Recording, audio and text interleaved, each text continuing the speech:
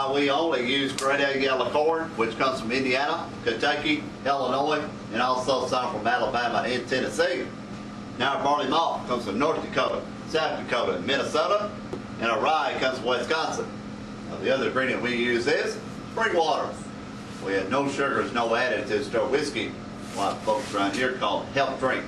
We get our sugar made from area farmers and sawmills in about a 60-mile radius. Last year we burned right at 4,000 bricks to make our charcoal.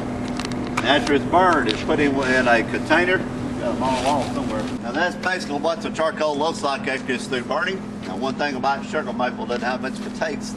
Anything might have a little sweet taste. That's why we only use sugar maple to make our charcoal. A lot of the other woods have a bitter taste to it. After it's milled down to a 1/4 inch size, you can see right there in that old shovel head, put that holding tape where it's held until it's time to change out a vat. Now the same gentleman did the burning of the charcoal. I also changed those charcoal metal vats out. Each one of those is 7 stories high. Each one of those holds over 1 million gallons worth of whiskey.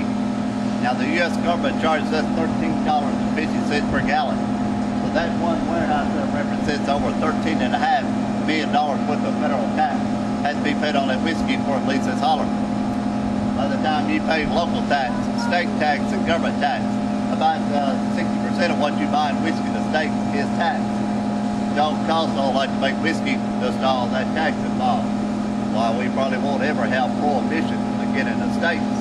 There's too much money involved in all that. Each one of those barrel houses is separated at least 300 feet apart in case we ever have a fire. That way they all won't go up at the same time. Got a couple of roll fire trucks still hanging around here. Got a 1919 American LaFrance, a 1928 Oriole Speedwagon. That American LaFrance still runs. So that's the only place that Oriole Speedwagon is going to go. If we push it up that hill, let it roll back down. She's not going to start. Now, some of y'all probably remember the old band group Oriole Speedwagon, where they got their name from, that old truck brand. Now, of course, we have a modern day fire department here. Unfortunately, we've never lost any whiskey because the fire got a real good safety record around here. Now, this is the main reason Jack put his distillery where he did. Here, got his spring water, virtually iron-free, 56 degrees right here year-round.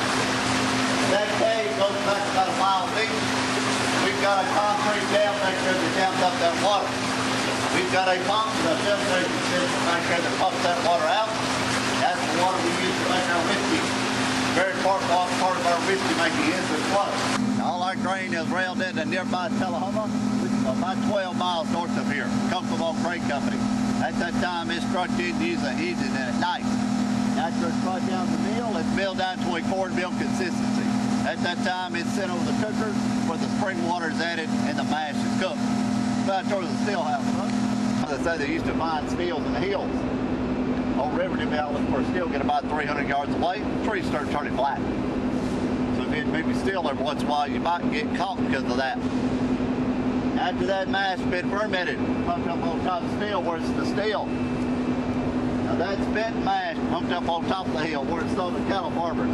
High-end protein, good cattle feed. One of the local folks right here say we marinate our steak from the inside out with that. We export to over 135 different countries. Our #1 export market is the UK, followed by Germany and then France. Our #1 state for sales. Anybody want to guess that? It's not Tennessee. Go with California.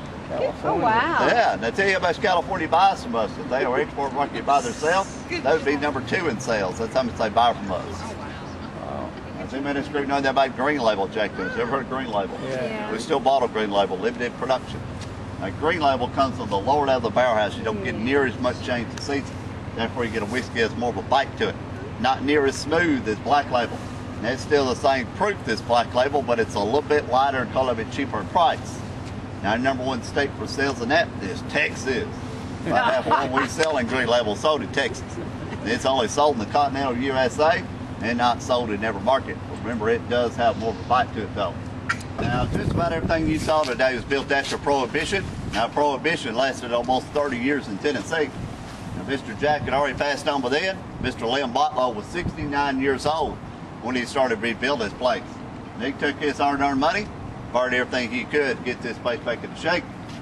And Mr. Lynn was a real good businessman, but he was a very good politician. That's how we got to make whiskey in a dry county, because of Mr. Lynn Botlow. That's why his name is on the bottle to this day, is Lynn Botlow Proprietor. Now, as I said earlier, this is the oldest and smallest barrel house in the place. Only 3 stories high, holds 6,059 barrels, built in 1938 after Prohibition. Let's go down this way, folks. After that barrel man fills up his truck, he'll back it up to a dock very similar to that, where they hand roll them barrels off that truck onto that dock through those double doors, onto an elevator device that'll take you to the desired floor.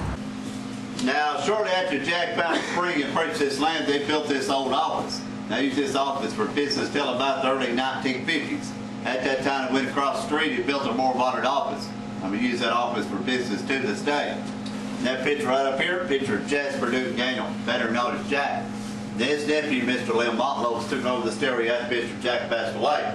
Mr. Lynn's 4 sons right over there, better known as the Short Sleeve brothers, took over the distillery after Mr. Lynn passed away.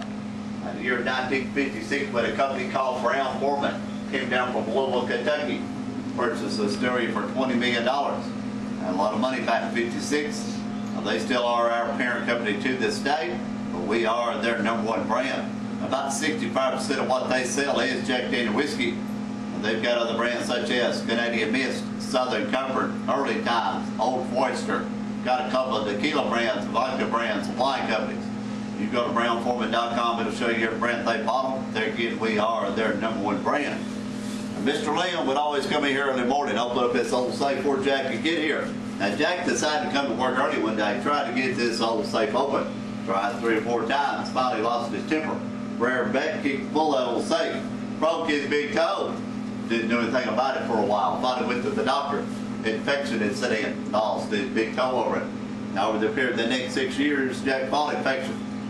Now, at the age of 61, that's what finally killed Mr. Jack, infection from that big toe. A lot of folks say if he just stuck his foot in that old Jack Daniel whiskey, he might have been okay. Another theory, though, in the early 1900s, that very well may have been diabetic and just didn't know it, which way didn't feel upright. Of course, the moral of the story is, don't come to work early, they'll kill you.